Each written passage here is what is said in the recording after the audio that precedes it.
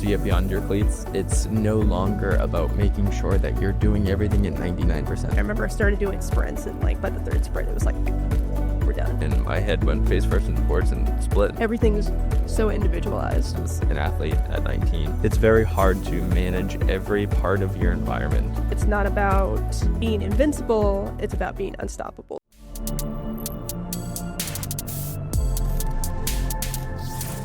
It's almost impossible to be an expert in everything, which I think you talked about in one of your episodes, talking about like being a jack of all trades. Yeah. Which I thought was very cool. But unfortunately, I feel like you can't do that in today's world anymore. It's good to be good at a lot of things. Yeah. But you have to have a niche one for like just the marketability to human. Like someone trusts the authority of someone who's an expert of one thing, whereas they don't really see the validity of something or the certainty of how good someone is at something. If they're a little good at everything, they're a little more cautious about it. Yeah, you almost have to like narrow down into, like you said, your niche and your specialty. It's good to have like your toe in different disciplines, but like you said, kind of have that, I think they call it like T-shape.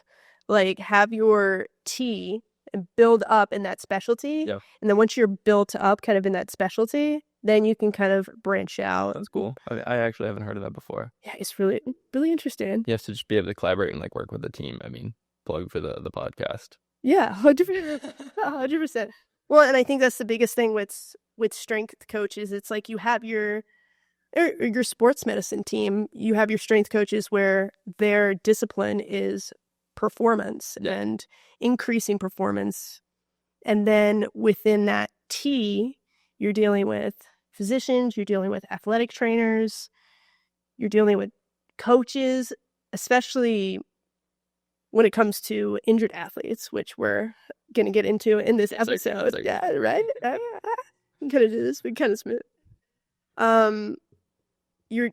When it comes to dealing with injured athletes, there's so many aspects that go into it. And there's also a lot of stigmas as well. Before we jump into that, because you guys are in for such a treat today, because not only are Nick and I going to be talking about the kind of strength coach, I like to use the word performance coach. I like that word better.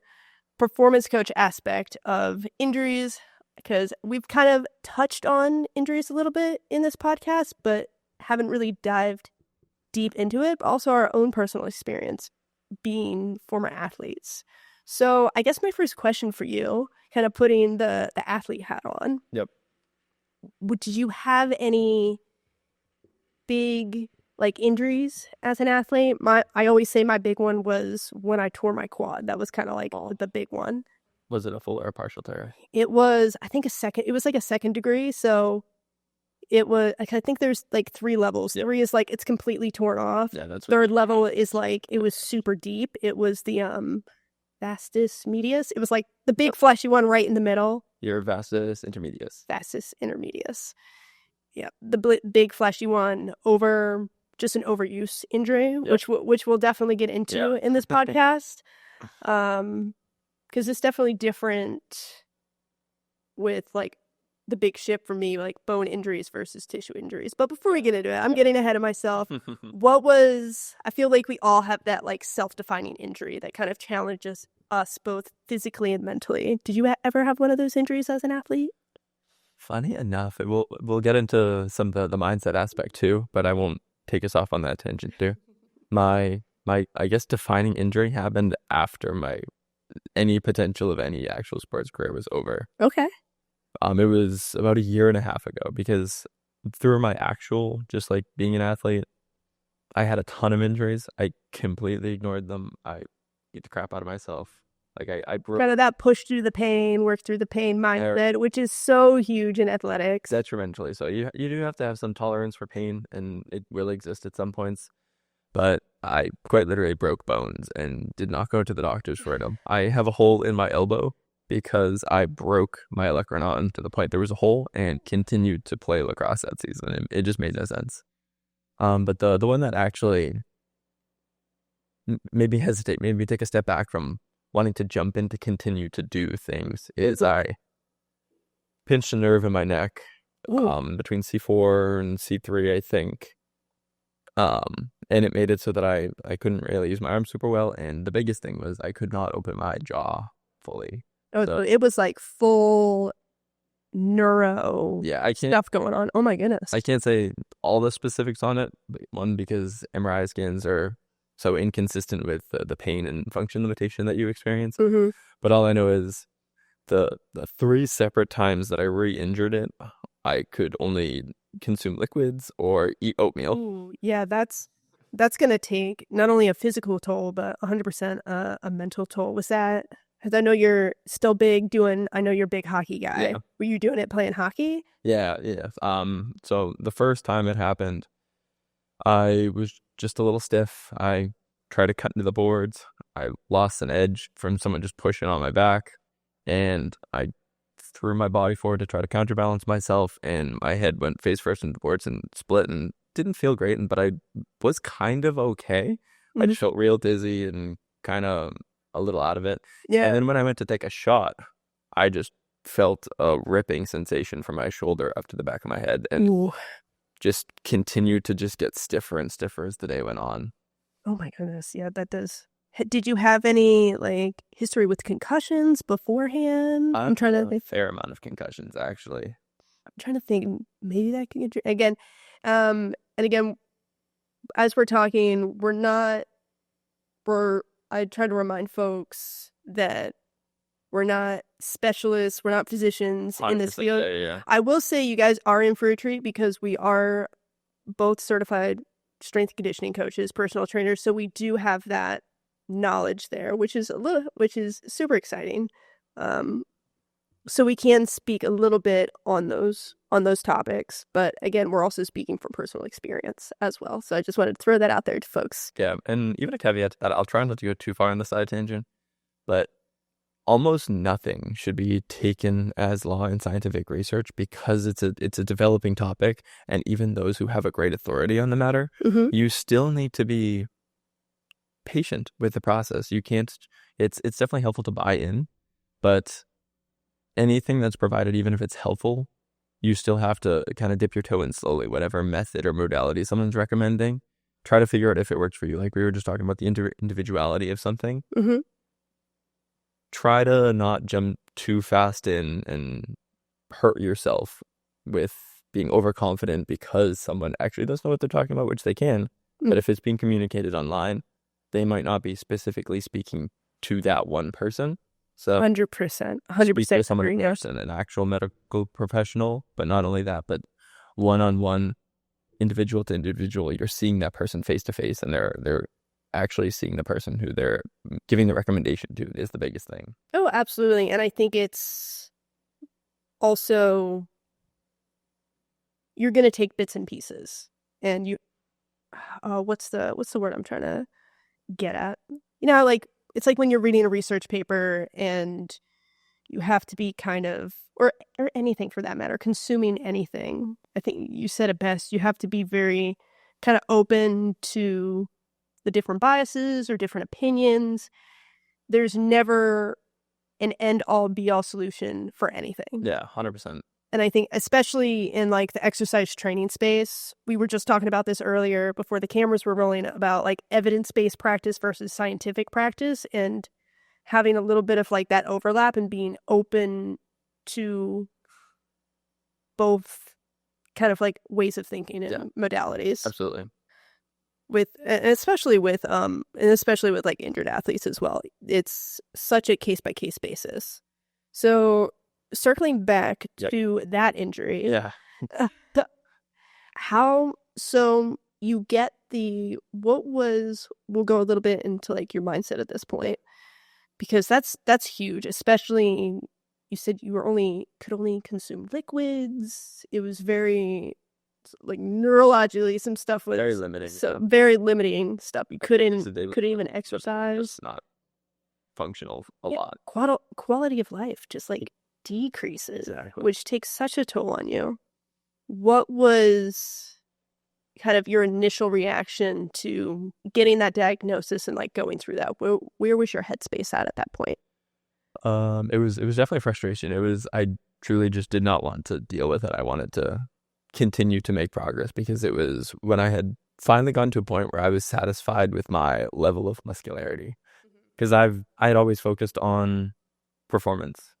I didn't really care about aesthetics that much, but then I started working a job in a setting that being aesthetically pleasing actually directly affects how much you make, 100%. because of that Makes false sense. sense of authority. Mm-hmm. If you're very muscular, people just immediately know. They see that person. I can trust that person. Are you talking like on the personal training aspect? Yeah, exactly. Oh, 100%. It's definitely one of those spaces where I've thought about this too. It's like it's not important, but it's also like the proof is in the pudding. Yeah. It's like for them to have a little bit of buy-in in you, it's like, okay, well, he looks aesthetically pleasing, or they have good muscles. It's like that little bit of buy-in, for sure. That wasn't the only reason. Of course, there's some hedonic enjoyment of getting a pump. Oh, 100%. 100%. It's okay to like want to improve your aesthetics. And I think there's such a stigma behind that. But me and Elena were actually talking about this the other day. It's put your function first. Like, I feel like function and health first, 100%. That, you want to, get bigger shoulders or thighs or whatever. It's like, it's okay. Just make sure you're going about it the right way. Going about it. Yeah, a healthy way. So you were at that kind of that good point. You were feeling good about your body, and then all of a sudden this happens. Yeah, and likely related to a thing that we'll talk about later, but it's just total volume. Like the amount of total work that you're putting your body through probably had an effect on it. I can't say for certain, but I just assume it to be that, like, when me being satisfied with that good point gives you the motivation to continue to push yourself. Seeing the result kind of has that feedback loop of continuing to want to do it. So 100%, that motivational aspect to it, for sure. I probably just pushed myself a little hard and wasn't as able to move around as effectively, because when I wasn't training for it, I was training to be more of a bodybuilding style, and I was just stiff for my total volume and recovery capacity at that time. Have you ever had because overuse, overtraining, injuries, that was a big one for me when I got my quad, because I almost, and again, with the stigma of it, of working through pain, working through soreness, I had never experienced like a tissue injury. Most of my injuries when I was younger was like fingers. I was a softball player, put it in the wrong way, got it smashed. I did like a little RCL, but that wasn't an overuse or overtraining. That was just, I was catching and the pitcher was doing a drop ball and it was not a good. Yeah, that's just part of the sport. Some things just happen. You can't avoid them.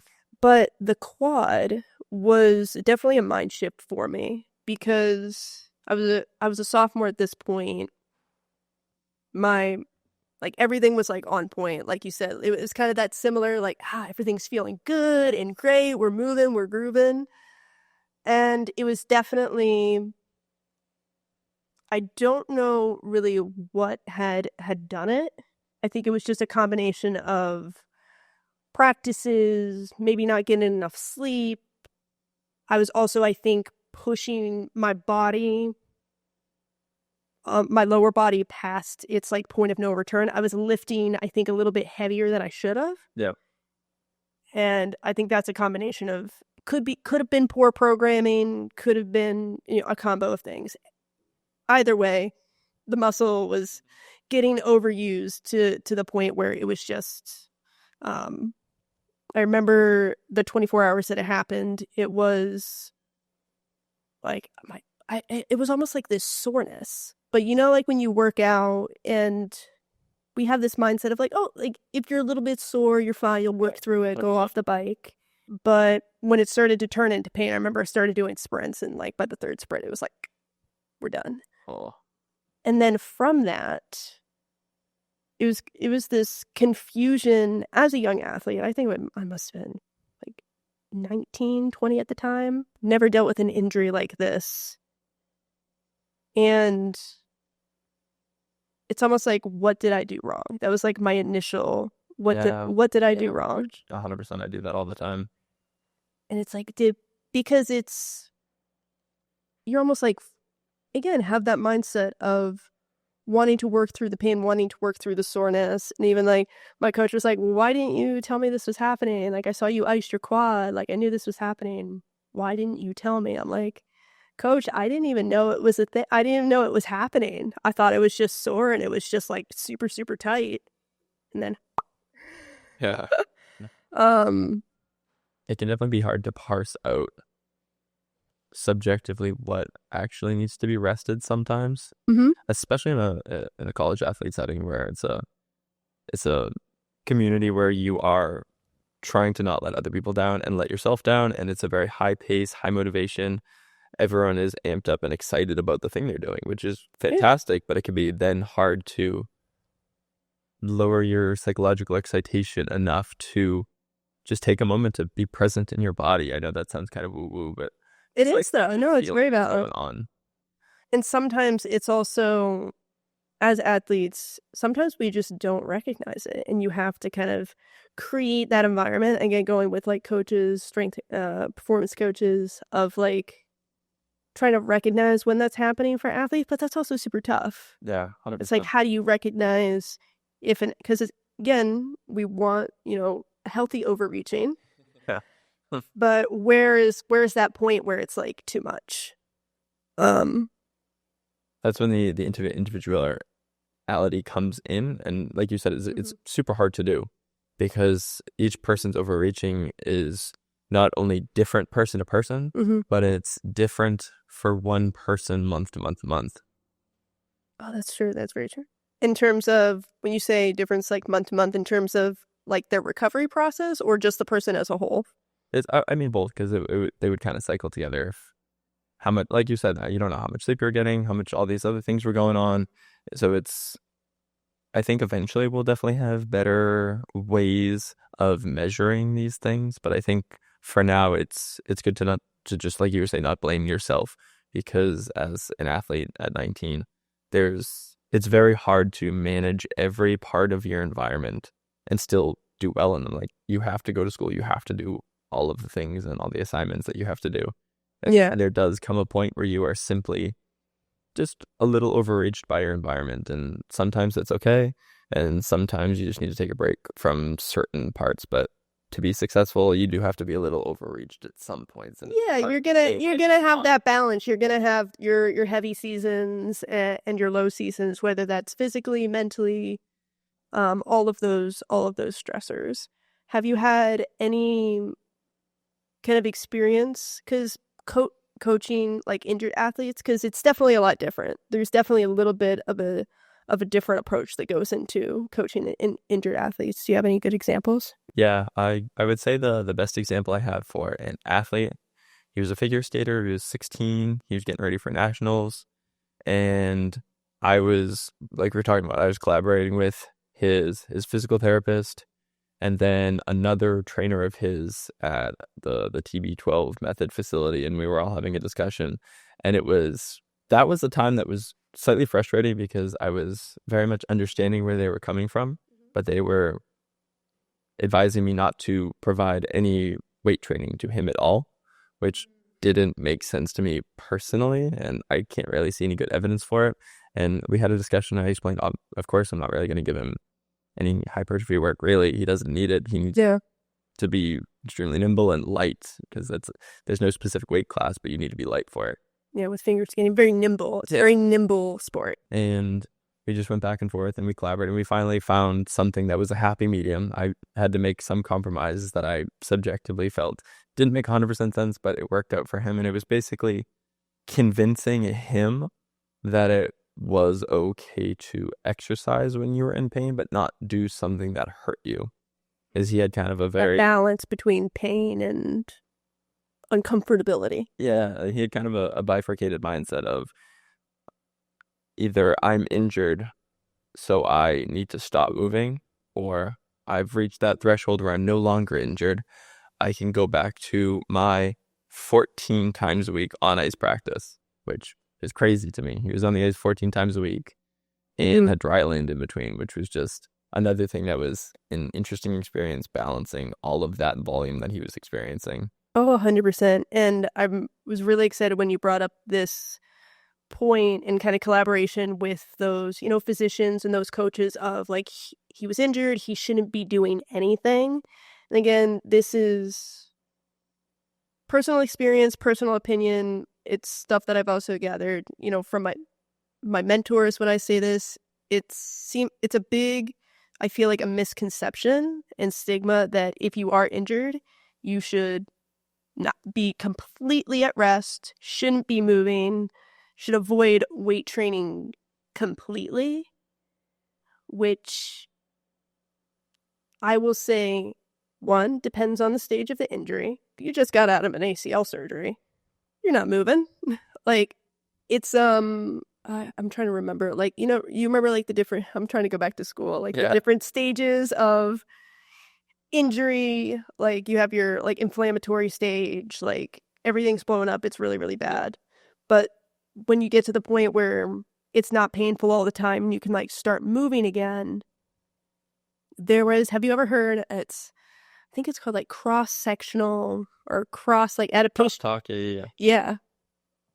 Do you want to talk them through that? Sure. Because I love that phenomenon. Definitely. And even to what you said too, of like ACL injuries, I find it interesting because I won't tangent off too far, I promise, but no, very short. This is why we have this time. It's interesting because sports injuries do seem to have a little more research than like other performance outcomes, like 100%. strength outcomes and performance outcomes, simply because like there's more money available in sports teams. Mm-hmm. But as far as like ACL injuries, it seems that like there is a good amount of research saying that like we do want to move. It's not even like that anecdotal or that like much of a hot take to say, you do want to start to move. I feel like we shouldn't have to be so cautious about that. There should be caution in the scale that exists of how much movement should be, but that should be the conversation of how much we're moving, not if we should.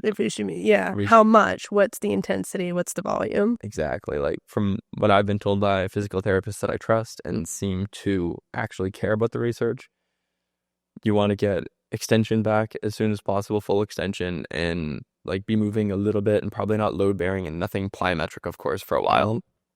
And I, as expected, I took us off, derailed us. What was the original question? I wanted to get that tangent out of the way first so I could read. No, that's absolutely valid. No, it was the crosstalk.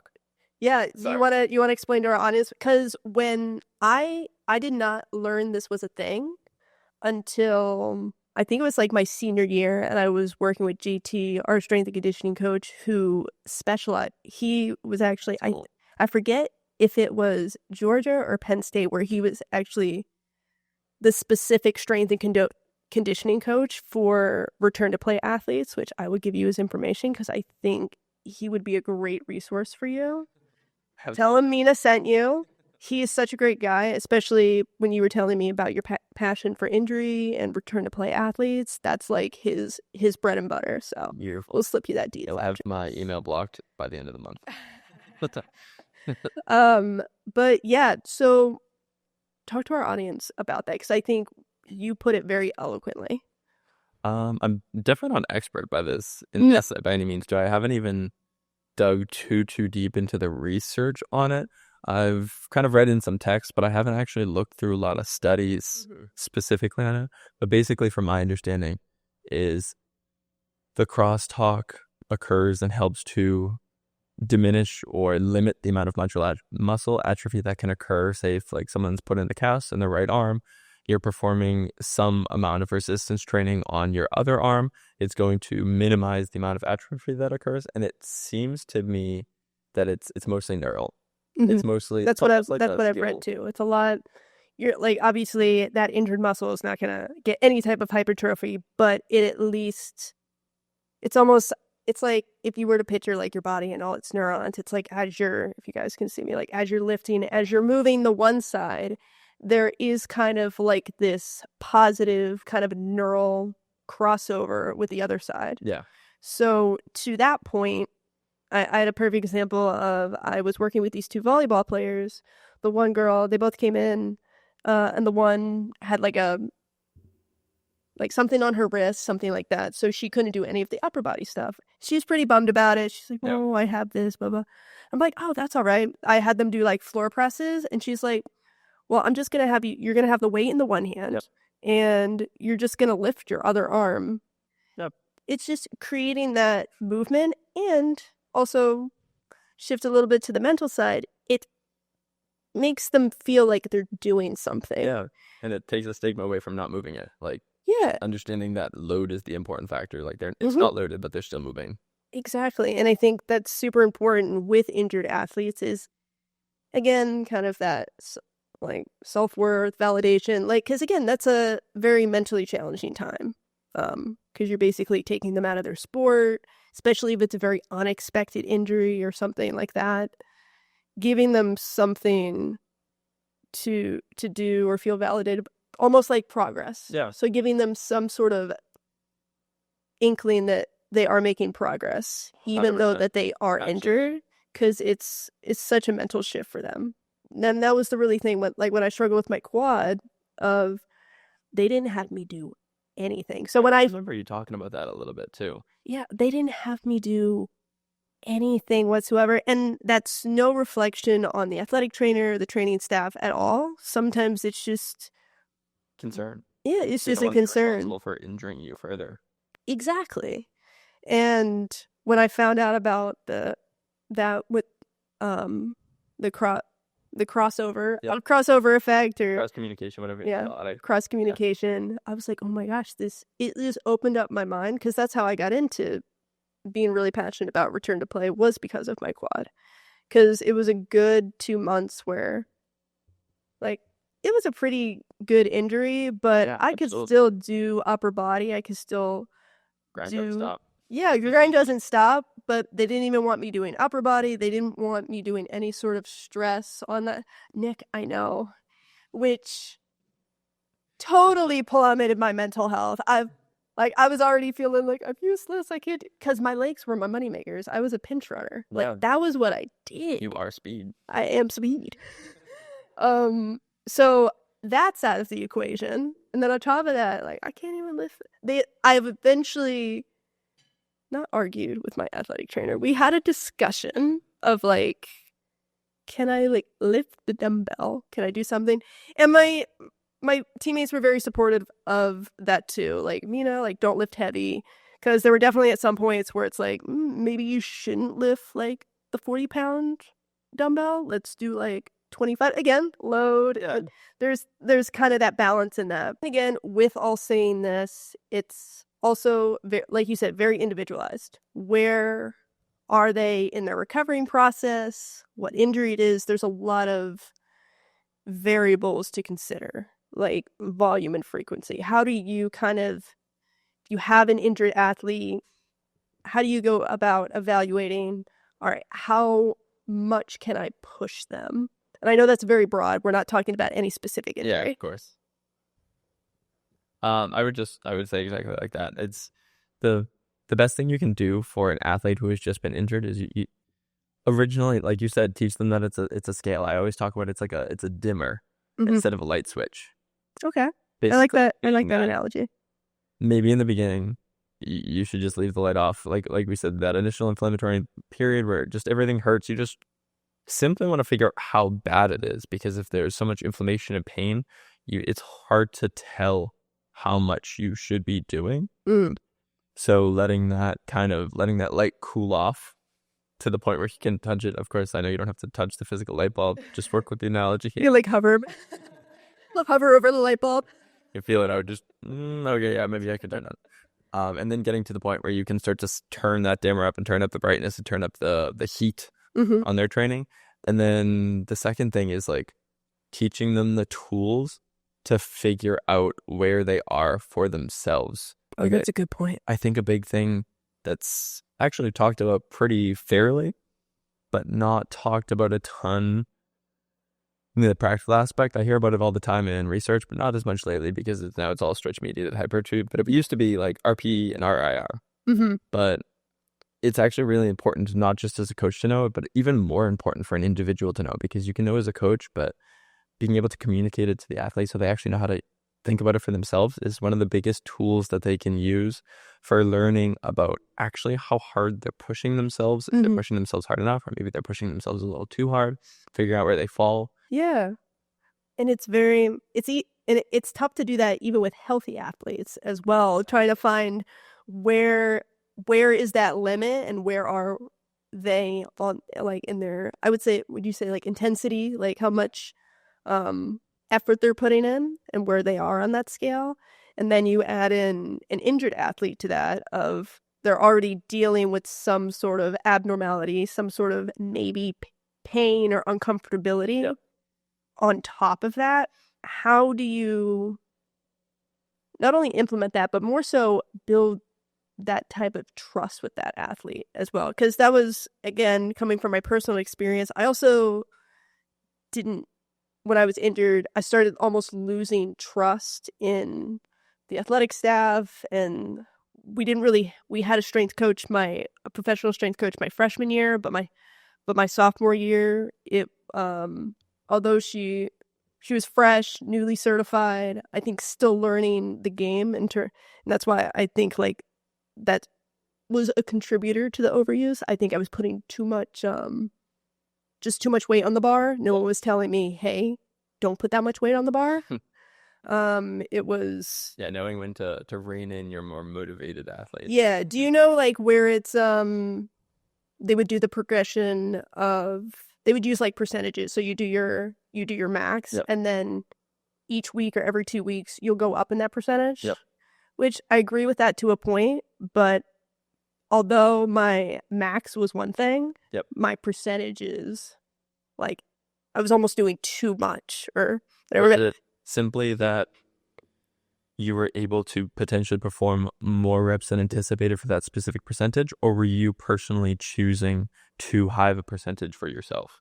So the percentages were already like selected. I think it was like 75 or somewhere in that. So the percentages were already in there in the program, and based on what you did for your like 1 rep max, it was almost like a plug and play. Yep. Yeah. But my only, I guess, critique for that, because I personally don't like using percentage. They have their place, but maybe that's my own personal gripe with them, is maybe I shouldn't have gone up that second week or so. Like, there needs to be some availability of undulation week to week based on personal experience. Exactly. And I think it lost that, like, you kind of lose the individual aspect of it. Like, other athletes going up in those percentages, they could be completely fine. And versus another athlete where, okay, we're probably past the point of healthy overreaching. So I think I was just past the point of healthy overreaching,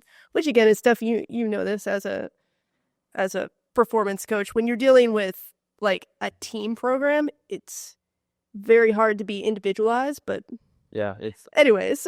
No, 100%. I mean, based on that, literally there's a lot of times when you like actually read the outcomes of the studies, as you would know even better than I. Mm-hmm. Maybe not specific to what I'm going to exactly say, but the amount of variability is crazy. Sometimes in like a strength study, people will literally lose strength through the study. They will have a lower squat than they started with. So, I mean, that should speak to the fact that there's a high variability. Like, people will double their squat from being like an untrained athlete to someone who started may lose strength through the study. So being able to actually understand what's going on with the person and adjust the variables. I can't say exactly why that person lost strength. Maybe they're just a very low responder to resistance training. Maybe they had an absurdly stressful week. Mm-hmm. Maybe the night before they didn't sleep at all, but all those factors are important, and we can't say for certain unless we communicate with that person. Well, that's why I feel like so important to have the kind of having those individual recovery plans, and knowing that not everything is a one size fits all, both with physical recovery and then also like mentally dealing with those as well. Yeah, just like the 30 big things are like the teaching them that it's not a yes or no, communicating with them, and giving them the tools to try to understand for themselves. And then that improves the communication, because then the subjective feedback you're getting from them is more relevant to their experience, because you've taught them the tools to try to understand what's going on for themselves. Oh, 100%. It's definitely, again, that buy-in that's always a big buzzword in sports, in training, is just having buy-in and trusting the process. And like you said, having that open communication with that athlete, saying like, hey, like, I know you're going through this. We're going to work we're going to work through this together. And also communicating with, the athletic staff as well. Because as we said, everyone has their own specific discipline, and it's not a headbutting. It's a, how can we integrate this to get this disciplines? Because it's super, super important. The easiest example I can say is ACL injuries. You literally have everybody involved in the athletic staff, from when it happened with the athletic trainer to the physician to the physical therapist to the strength coach to the athletic coach. You kind of need everyone to work together for that athlete's benefit. Yeah, and that comes back to the ability to communicate. I feel like it's so paramount to, like you said, the ability to gain trust from not only the athlete but the other people that you're working with.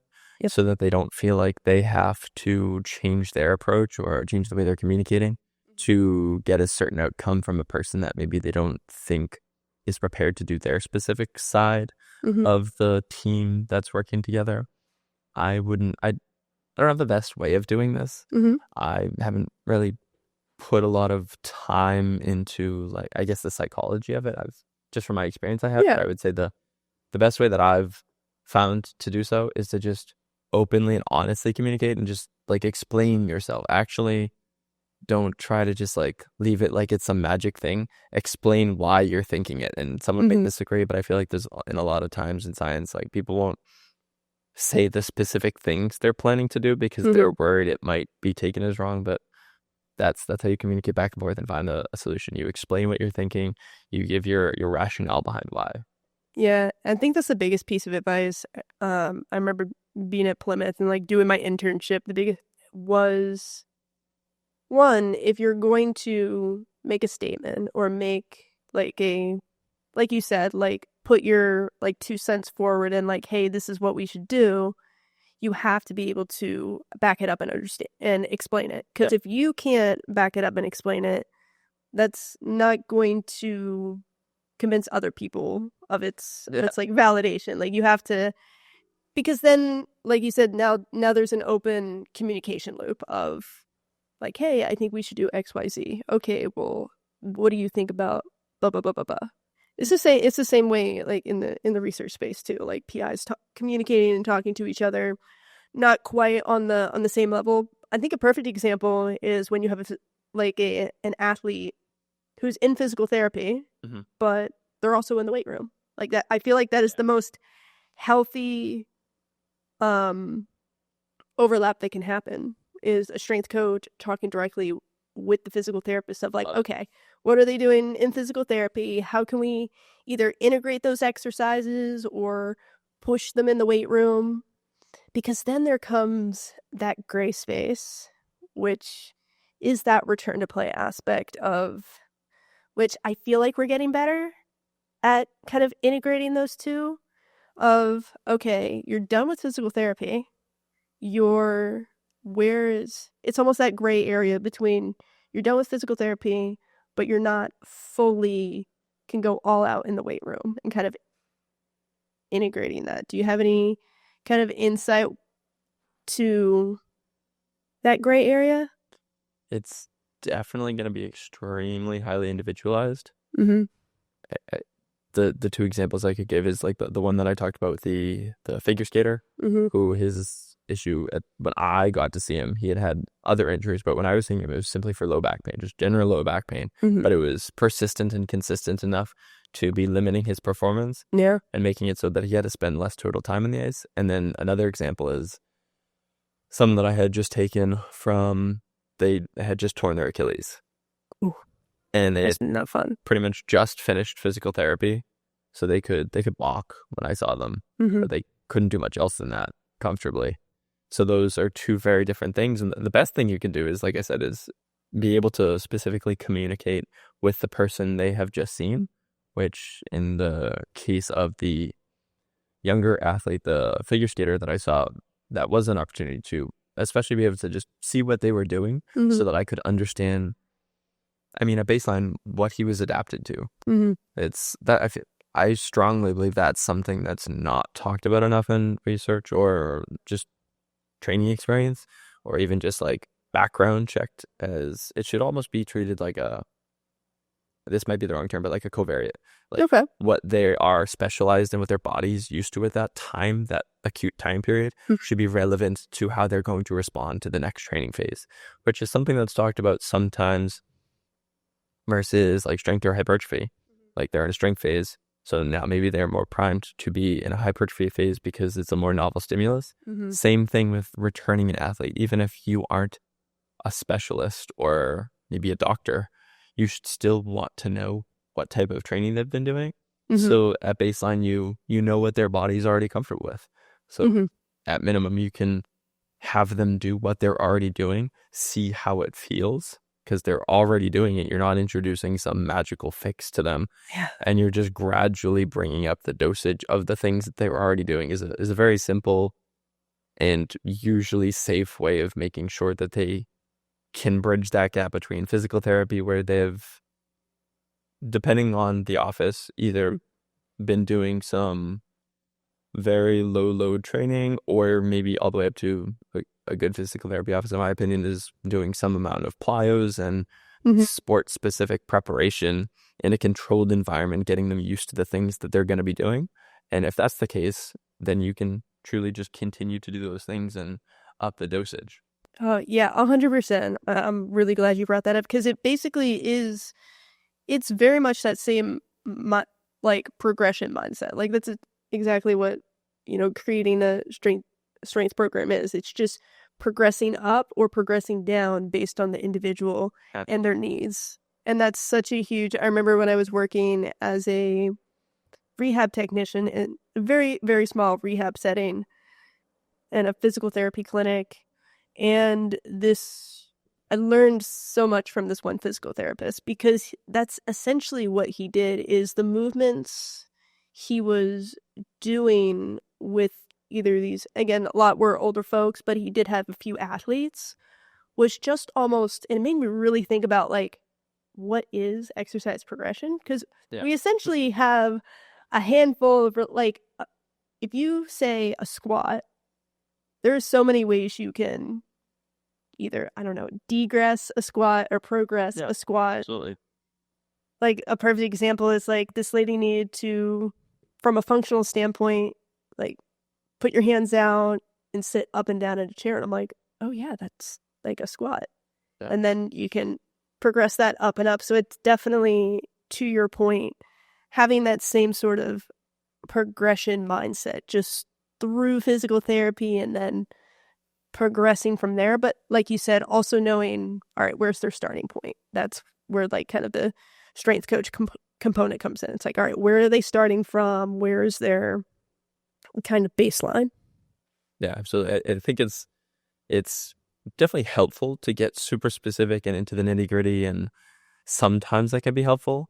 But if you're not in front of an actual athlete, I would argue a lot of those things aren't super helpful because it can be hard to actually place them on a person because you need the soft skills to be able to decide which applies to them based on the communication that we had in the first place. Because if you're just taking a guess at, okay, they need this because I saw online that front squats are better for someone with low back pain because the angle of your hips is more placed on your hips so that your torso is more perpendicular to the ground, so there's less stress on your lower back. That might not be the case for some people because maybe they didn't communicate it effectively, and maybe it's like their mid-thoracic spine that is hurting them, and it's the musculature around there, and a front squat would place more stress on that area as opposed to maybe doing some other variation. Oh, 100%. And then that goes back to the individualized nature. Yeah. And I think what has really been like hitting home in this conversation is one, open and honest communication. I think both as athletes, I know me as an athlete, I was a terrible communicator with my coaches, especially when it came to injuries. It was definitely that like tough it out mentality, like very rigid.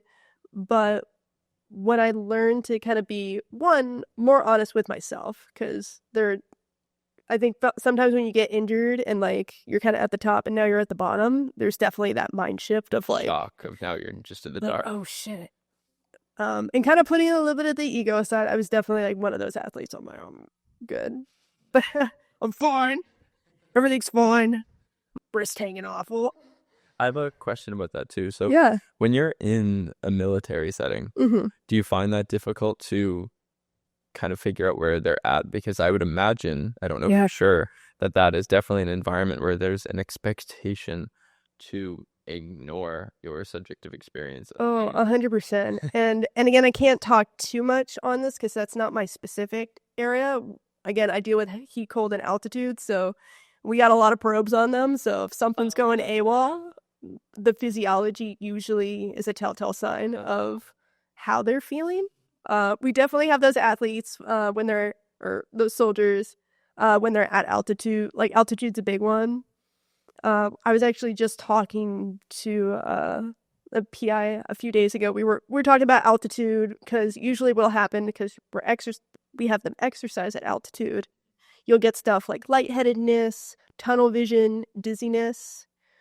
All three of those things mean three different things to three different people. So we're like, oh, we really need to specialize on how we communicate that. Yep.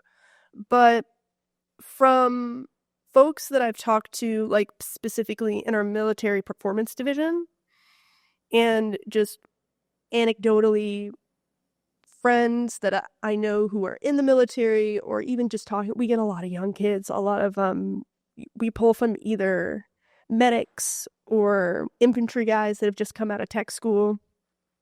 And the overall mindset is very much tough it out, which is really tough, especially on the military performance division side, who are trying to mitigate injuries, like shin splints and stuff like that. I remember we're having a little bit of an anecdotal conversation. I think it was me, the PI, and one of the soldiers. So if you, and again, this is just what I'm hearing. I don't know how valid this is, but Lena is here. She could probably speak more on like the individual experience of it. But for example, if you're in basic training or you're in tech school, if you get injured, there's the probability that you could be held back from graduation.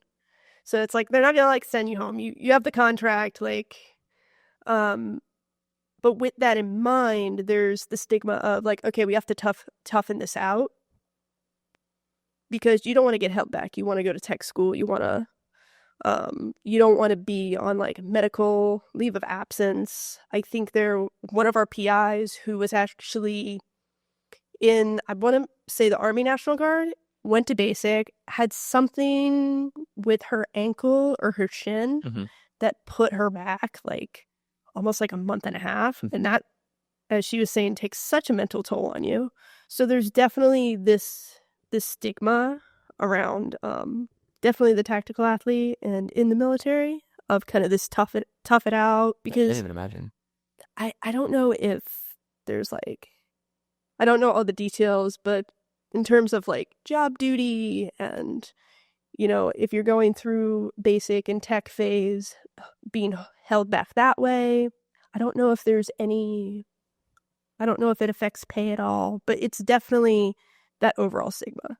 And I know one thing that they're doing in the military performance division is a lot of kind of preventative measures or ways of picking up when there might be an injury, because I don't know the exact number, but the number of reported injuries versus actual injuries in the military is so low.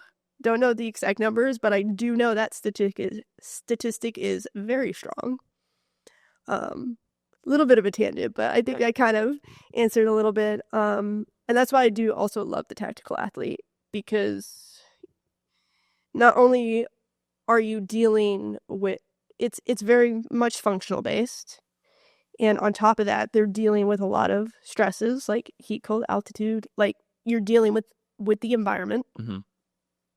So you have high stress situations, environmental stresses. And then on top of that, we're just going to put like a shit ton of like load on your back, like back injuries. Forget about it. In the military, rucking, a lot of back injuries, a lot of shin splints, and very underreported. So I'm still kind of learning more about that space. I think it's slowly coming around town on injury and recovery and stuff like that, but I still think there's a long way to go with it. I would imagine once they realize it'll probably save them more money in the long run to 100%. get ahead of. Of course, you can prevent all injuries, but maybe having some minor injury prevention, and at minimum, just creating a more comfortable way to report injury once it's just kind of uncomfortable, because it's easier to take a day and a half off when you kind of have some aches and pains and then you have some time to recover, versus you've ignored it for 2 months and now it's debilitating. That day and a half that you could have taken off is no longer gonna suit you, and it's no longer gonna fix the problem. Yeah, and I think they're starting, again, like you have the different like commands and stuff, but I think that conversation is starting to be talked about more. Like there's a big push for like tactical strength and conditioning coaches, which I'll hopefully get that certification in February. We'll see. But there's a lot more now a push for like tactical strength and conditioning coaches that kind of specialize in that specific niche.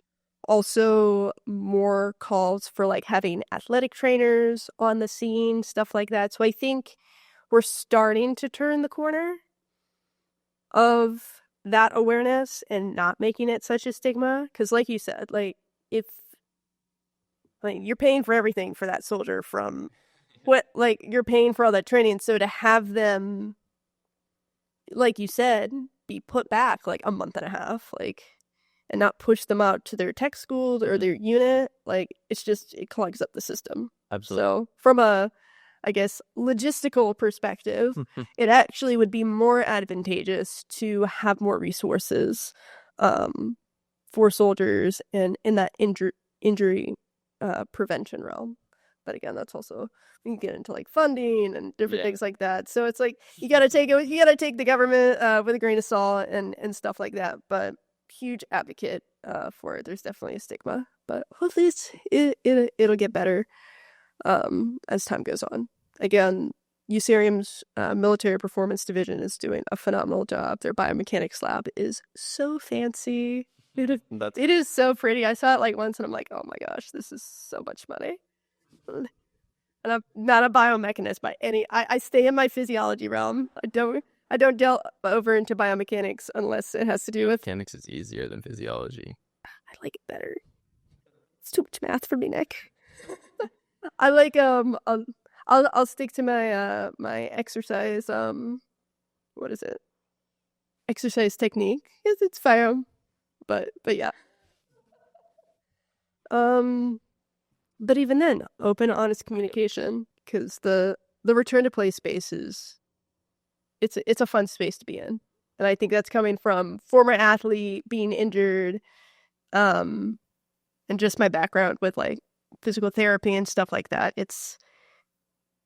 Doesn't have to be it's getting better at not having that stigma around it. I think return to play is definitely growing. I remember when talking with JT, he's like, it's definitely growing and becoming more of a thing that, you know, sports medicine teams are taking into account.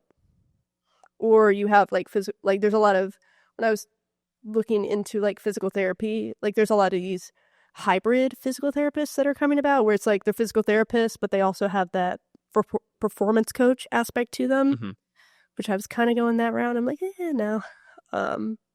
So there's definitely, I feel like it's being talked about, which is good, a lot more. I would say the biggest thing that I think would be helpful to touch on, which we've kind of already touched on it a couple of times in different ways, is as an athlete yourself, being comfortable with asking questions or questioning the authority. Maybe not posing it in like a gotcha question of like, well, actually, I heard this. Just trying to get them to explain it to you.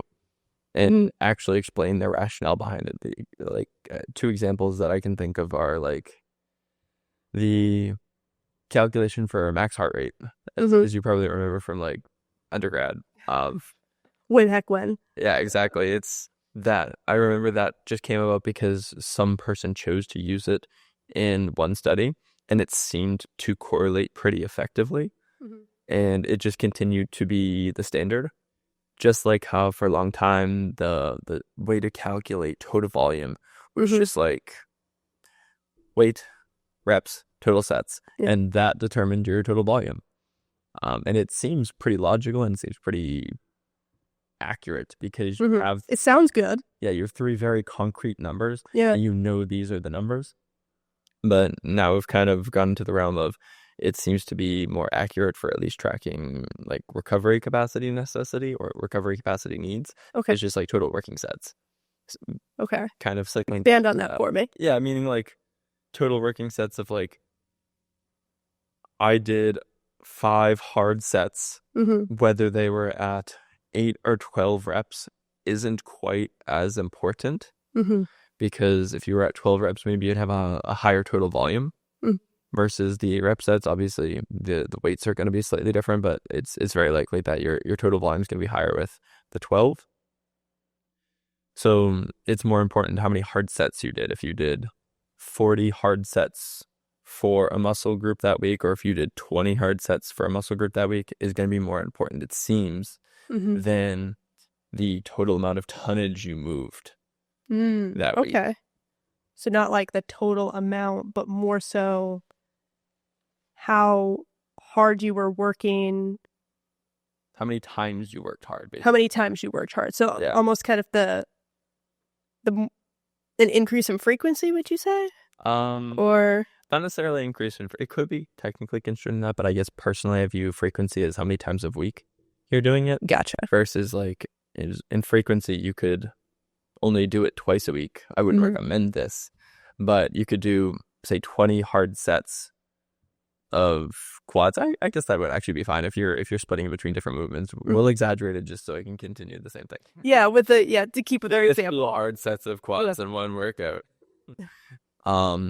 Versus you could split it into 3 separate days and then have the same amount of total sets. So frequency isn't as important necessarily for total workload. It's still important for effective hard sets, I would say. But to kind of bring it back to like the idea of questioning is so, as we're kind of talking back and forth, there's a lot of like variation. There's a bunch of different ways to do it.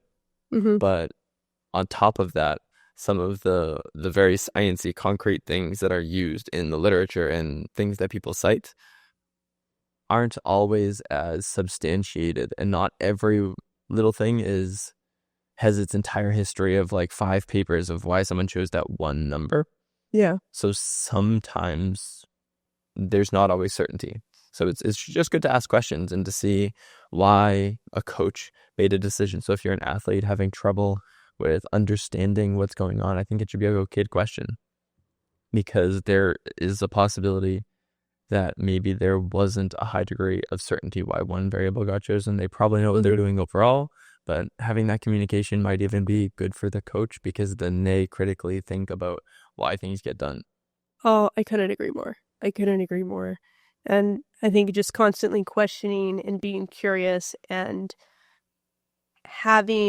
being able to have that environment to question and be curious and have those discussions. And that's athletes, that's, performance coaches, sports coaches, everyone in that realm. If you can create that environment to have, we've always say it, like open, honest communication and being able to think critically. I think that's what you're really driving home. Yeah. Is being able to think critically, again, both on the science, both on the evidence, and also from an athlete perspective. I know for me, if I can understand why I'm doing something, one, I'm going to have a lot more buy-in, and it just a lot more. I'm just going to have a lot more buy-in into doing that. Buy-in, confidence, and maybe you can even make decisions based off it. Oh, You 100%. know what you're working with a little bit. Probably shouldn't totally go off the rails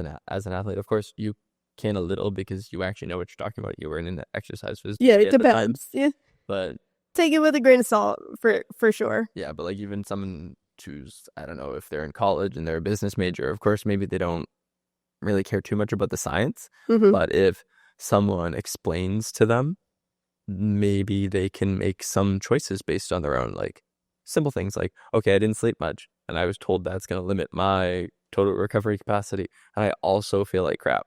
Yeah. Maybe I should still go to the gym, but just do a little less. Oh, 100%. And again, having that balance, and again, I think the key word here is thinking critically, because there's so much out there nowadays with social media. There's a whole bunch of podcasts. This could be a whole nother discussion, so we won't get too much Anyone into on it. podcasts, don't listen to them. It's just like you said, just do your research. Like if there's a topic or something that you're interested in, like in that space or something, or someone tells you to do one thing, but someone's telling you to do another thing, everything's so individualized, both for healthy people and injured folks, even though it's so applicable. Yeah.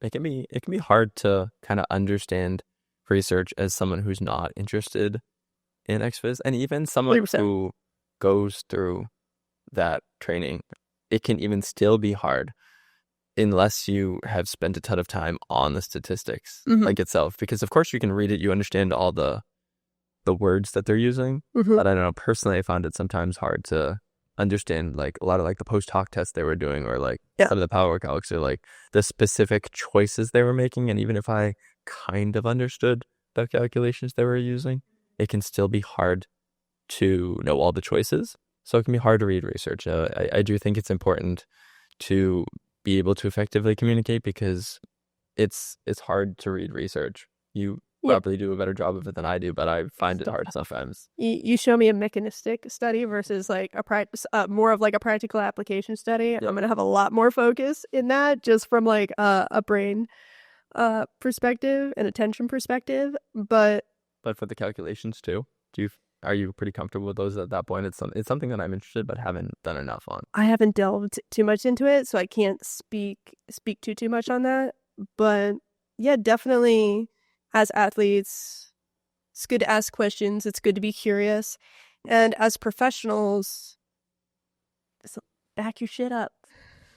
That's that quote end quote. You gotta be able to back stuff up. And if you're getting advice from folks and they make sure I think it's just having accountability.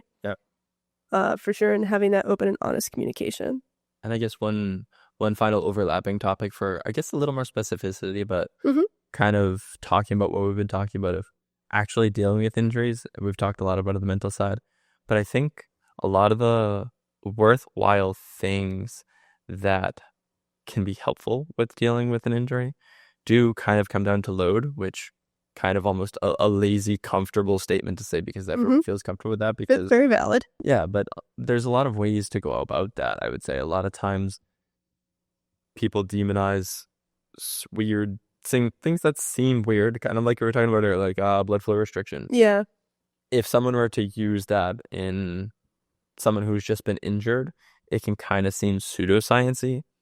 But I would argue a big mechanism of it, there could be more to it, I don't know. But at least one of them that I'm pretty confident in, like we said, it reduces the total load required to get a person close to failure. And training close to failure is good. It's helpful. We know that's the case. We don't have to get into specifics of it. Yeah. Certain modalities or choices in exercise that help get you closer to failure, if it's a hypertrophy outcome, or get the intensity higher, maybe not for long-term strength outcomes, but for getting a person's tissue tolerance back, or just making sure that they are even feeling confident in their training because they're feeling like they're getting something out of it. 100%. Is effective. So like we said, blood flow restriction, maybe changing the angle on something so that they're being more specific to the area. It's not really pseudoscience. It's just like that angle doesn't hurt because I'm not targeting the injured area as much. I'm working around it. Yeah, 100%. And again, that individualized nature of it.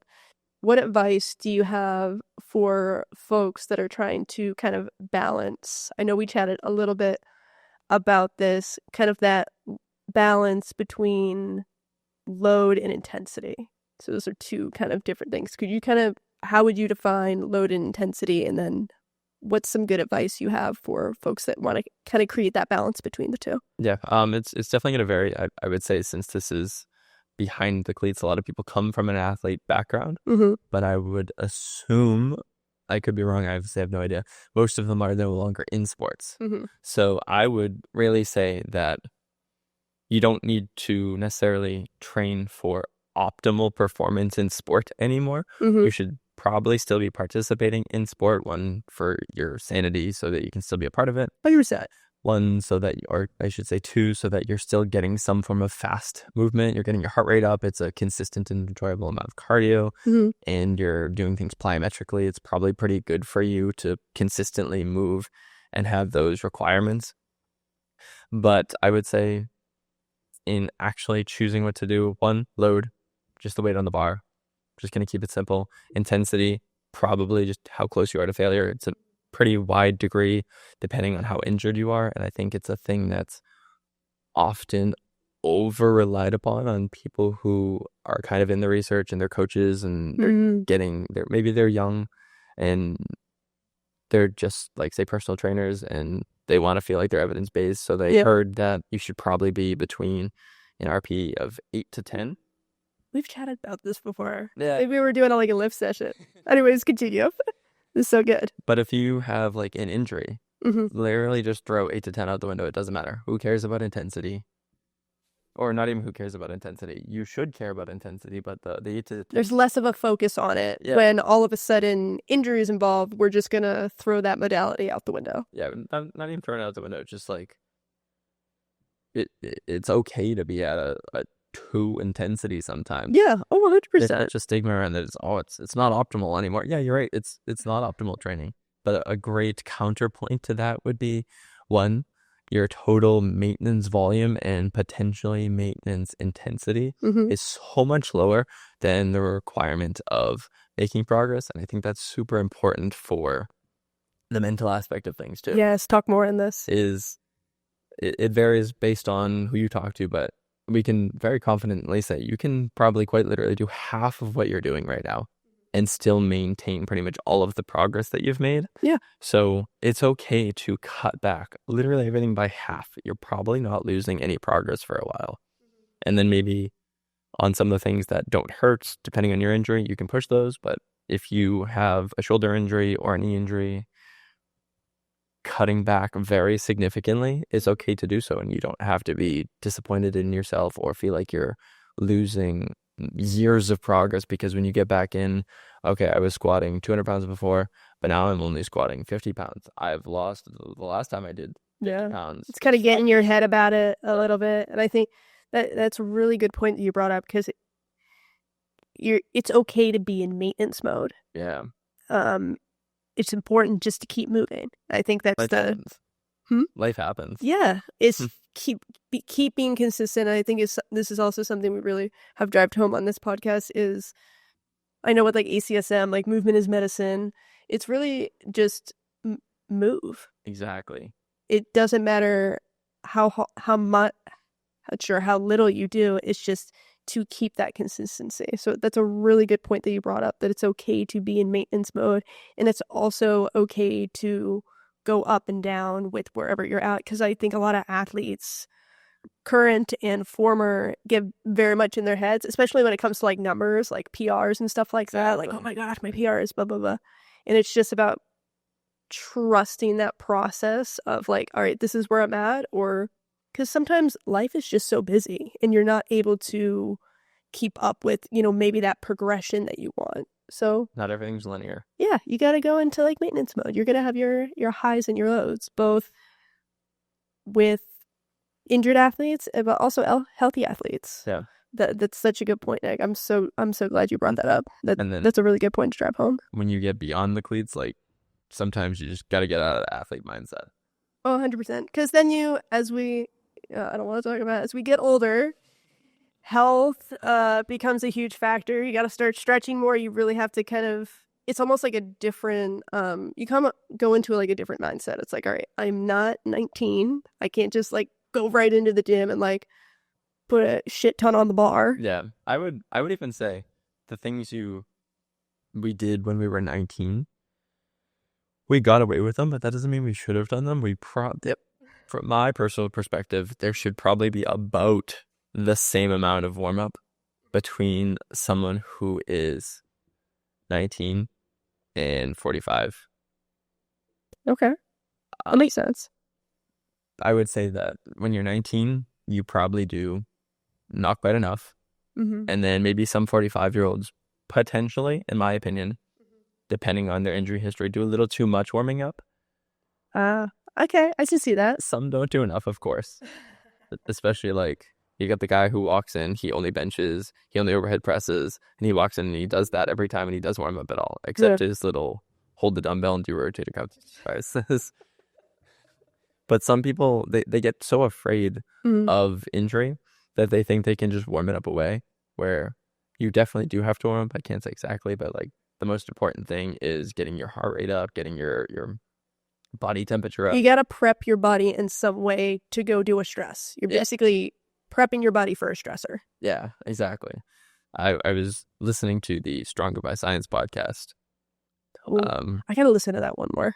Controversy. We're talking about other podcasts. Don't listen to them. We know so. No, we quote so many podcasts on this. So, but they were talking about how you typically want to warm up to just get your heart rate up, get your total temperature up, and that helps to improve things like oxygen kinetics and other 100% chemical kinetics, and just how things move more effectively. They move more efficiently, and it could potentially be, they didn't say this directly, but two separate things. It's probably just your ability to do things fast enough so that your body can keep up with whatever you're doing. So if you can produce enough force at the rate in which you're expecting, you don't get that delayed reaction. You're not trying to play catch up and injuring yourself because maybe you weren't ready for the movement. Oh, that's a good point. Yep. And that's super, super important. Again, prepping your body for that. Yeah, and like kind of like we said too, is like you definitely do still need to warm up, but I think like we were talking about, like the mindset of it, if you get too worried about warming up and not worried enough about load, then there becomes this fear mindset and not an understanding of what actually is most likely to potentially injure you. Whereas if you didn't warm up and you got injured, I would say it's probably likely that because you didn't warm up at all, you got injured. Yeah, there's a higher probability that if we were to narrow down the variables of what injured you, that's probably a huge factor. Yeah, definitely. But if you warmed up and maybe you did a little cardio, you feel physically warm. Yeah, like good to go. And you got injured, it's probably not because you should have warmed up 20 more minutes. Yeah, there's probably some other factor. Yeah, exactly. And I think it comes down to like we said, like once you get beyond your cleats, it's no longer about making sure that you're doing everything at 99%. This is something I tell some of my clients. If you can't find 99% and you're not certain where 99% is, it's better to do 80% in your training than doing 105% in your training. 100%. If you're trying to be the best, sometimes you just got to push the envelope, but as an adult with a job, it's more important to just be able to work out every day. Yeah. If you can find a way of just being consistent. I actually have this on my phone. It's a Japanese saying. It's called kaizen. Oh, yeah. And it's essentially the philosophy of so kaizen essentially is the philosophy of constant improvement. So every day is an opportunity to improve, even if it's only 1%. It's not about being invincible. It's about being unstoppable. So it's just finding those consistencies. And a big thing with that's confidence. Oh, 100%. And again, building that confidence or building back that confidence. And I think that goes back with, if you can find opportunities for injured athletes to move their body, that's going to help not only with the recovery process, but just building their confidence back up. And with their self-worth and on all those good variables. Nick, this was so awesome. I'm so glad to have you on. I hope this is the first of many. Thank you so much. We'll check you guys next time on the Beyond the Cleats podcast. Thank you.